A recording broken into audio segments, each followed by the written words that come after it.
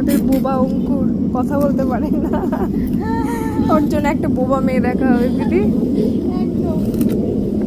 আপনাদের কাছে যদি বোবা মেয়ে থাকে তো অবশ্যই কমেন্টে জানাবেন, আমরা যোগাযোগ করব।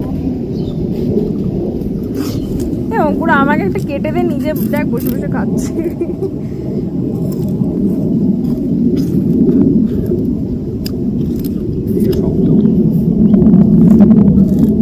চিনা বলে অঙ্কুর কি সুন্দরভাবে কেটে দিয়েছে, কাজের ছেলে, বউয়ের কোনো কষ্ট হবে না।